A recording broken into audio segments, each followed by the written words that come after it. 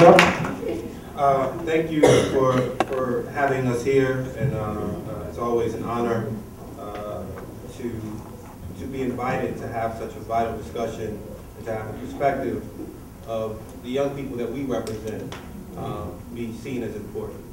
The first thing I would say to the question is, for me, education reform begins with, as an African-American man in the United States of America, begins with me trying to think about what is the sort of history of education in this country. And for me, we have to realize that education is the only practice of freedom. It is the fundamental practice of freedom. And when we deny a quality education to young people, any people, we are denying them freedom. We are denying them the ability to make choices for themselves. We are denying them the ability to realize that just because you were born on 18th Avenue and you're a third-generation welfare recipient, you can change that. Second, it's about really trying to figure out how we create a campaign of possibility for people, right? How do you convince people who have been impoverished for so long that something different is possible for them? How do you convince them that they have a responsibility in that effort? They're not entitled to things. They've got to work hard. They've got to compete. And you've got to be prepared to be able to do that. And then when you talk about education reform, at least with the students that we work with, one of the things that's heartbreaking on a day-to-day basis is many people don't believe in what's possible for them. So true.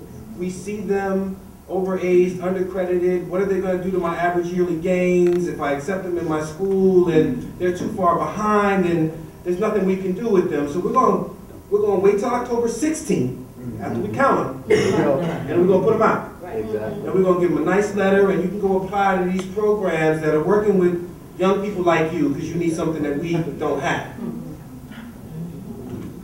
Truth be told now, if you look at, in the last 18 months in YouthBuild Newark, right, we have processed over 1,600 applications.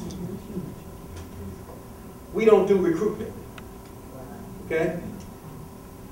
The ages of the young people, right, about 900 of those young people are 16 to 20 years old. They're still school age. Right? You pay taxes every day for them to be in school, right?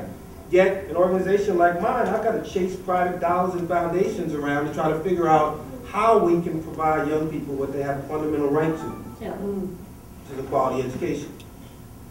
Then I have the challenge of trying to convince teachers and educators that them not only graduating, but going off to college and transcending poverty is a possibility.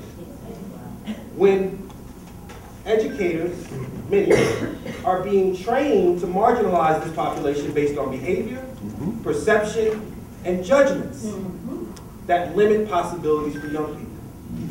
So how do we create honest conversations within school districts, right, at PTA meetings, that can, in churches, that can have people talking about the fact that there are so many young people dropping out of high school. It's shame on all of us, right? It's not because, oh, they were a bad kid, right? It's funny, when they're in the 5th grade, we kind of, oh, hey baby, we want to help you, and right, 13, we want to work with you a little bit. You get 17, 18, you are a problem, right? Can somebody please come lock them up, right? And we forget that this population of young people, they're having babies, right? They're committing crimes. They're connected to our economic center in more ways than we would like to talk about. And they're growing in numbers. Our secondary system has totally failed to innovate. Right? We're not capturing young people's interests, and we've got to figure out how can we remove the benign neglect? We know it's a problem.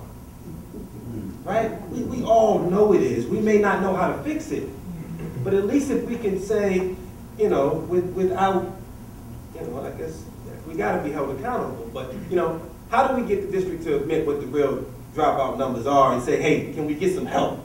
Because we don't really know how to deal with this student, right? So how can we partner with community-based agencies that these young people seem to be flocking to, and or people around the country who have done it without, you know, collective bargaining and this person can't teach in our school, and try to figure out how we do whatever is possible to get these young people to believe that they can create a life for themselves, that they can create a life for their children, and that we can create better communities for all of us, because we will see them again. Your children will see them. Our children's children will see their children. They're not going away, right? And Cornel West said in one of, I forget what book it was, he was talking about prison industrial complex. You cannot contain all of this energy, right? You can't continue to push it on the margins, because if you really look at the numbers and we're honest with ourselves, they're becoming the majority, right? So we've got to force the conversation.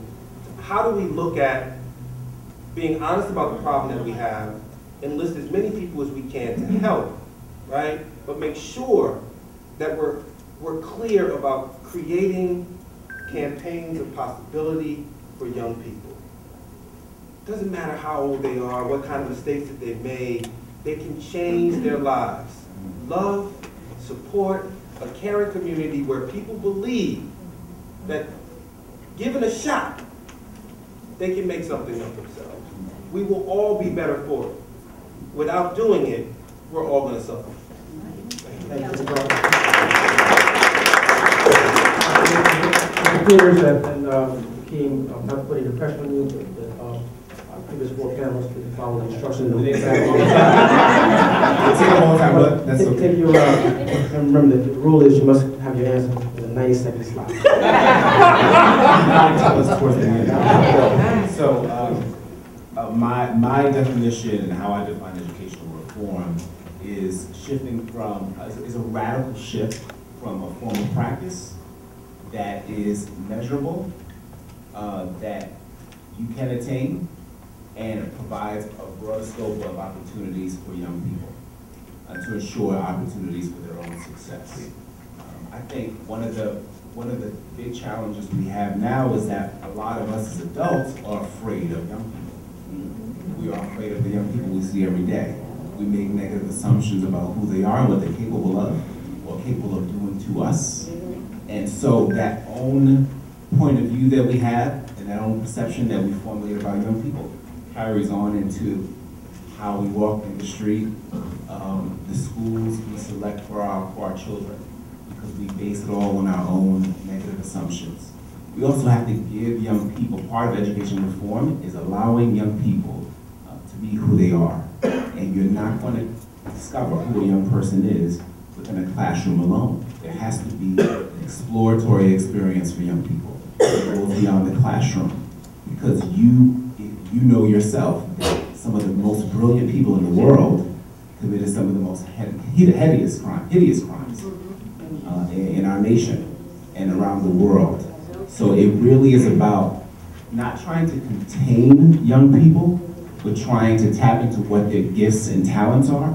That's what education reform does. It doesn't limit the experience to a textbook alone.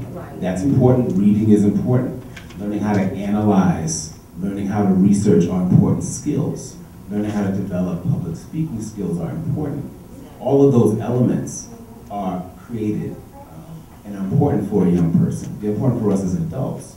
But if we make a decision as adults to dominate young people and put a cap on what their potential is by allowing their life and their success to only be charted by what happens in a classroom and making education only book-based, then you're actually cheating yourself of a young person's potential and what they can offer the world later on.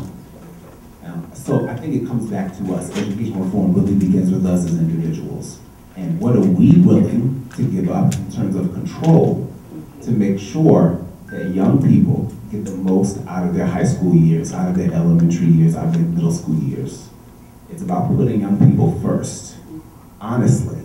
So if we consider our own perception and how we treat young people on a daily basis, if you look at some of your own fears and perceptions of your own Newark young people, of our Newark young people, that is an indicator of your belief system and the risk you're willing to take to improve opportunities for them. So it really does begin with us. I'll be fast now. For me, to answer this question about educational reform is really embodied in teacher leadership. And the reason why I believe so strongly in this as a concept and as a practice is because this is something that will transcend through any school district, whether it's a school in Newark, whether it's a school in Teaneck, where I'm at, or Ridgewood, New Jersey, or Point Pleasant, New Jersey. The expectation for teachers to assume leadership roles is a key. And by teacher leadership, what I mean by that, well, first of all, I'll tell you what I don't mean by that, is I don't mean somebody taking charge of the bulletin board committee, or the teacher that goes on the trips, or the teacher that coaches after school, or the teacher that stays after school for a club. All of those things are necessary and they're important, but that's not what I mean by the concept and practice of teacher leadership. What I mean by that is when teachers enter the school and enter their classroom, when they assume ownership and drive the goals that the school has, the academic goals and the academic problems from within, the best way to describe that is that it's magic. Because what winds up automatically happening is a few things. But first of all, you just automatically change a top-down authority and you go to a web. And that just will have ripples effect. One of the terms I've been saying this year to my staff, I've coined this in a way, I've been calling it coaching from the inside. And an analogy, what I mean by this, and I've shared this before, is if Alex Rodriguez makes an error, okay? It is the responsibility of Derek Jeter to look over to him and say, you're not bending your knees. You need to keep your head down. It does become the responsibility of the players, of the staff, to hold each other accountable and to drive those goals. And we have that alive in pockets. And I think in different schools, you probably see that in certain pockets, that it's there. But to have that across the board is what I'm suggesting. And just quickly, something Senator Ruiz said that I think we would agree on, is that we do need to address this before you start the school year. This is something that needs to be addressed. It'd be my recommendation that we need to take a look at the teacher preparation programs. Because this is just another example and analogy that I will use. What we need to get to is that in the field of education, the career choices need to be as desirable to the students that are choosing to go to law school, that are choosing to go to medical school, that are choosing to go to the high-end finance options. And what I'm suggesting is I know right away what people like to say is, well, it's about the salary, it's about the money. And that is a part of it. But what it's really about, if you have a chance to meet these students that are going into these fields, it's about the challenge. That their lives have assumed challenges and taken risks. So going to a rigorous program, if you were to meet someone and they're to tell you that they're in the middle of their residency, oh, wow, I'm surprised to even see you. If they tell you that they're studying for the bar exam, wow, okay, you got what's going on. If somebody tells you they're in the middle of their student teaching, that's nice. And it does come across as noble, how you doing? But there's still time for happy hour on Friday. Yeah. That's what I'm suggesting that we need to address. For me, reform is rooted in teacher leadership and needs to be addressed before people come into the field as a stronger option for those elite and competitive young professionals. Thank you.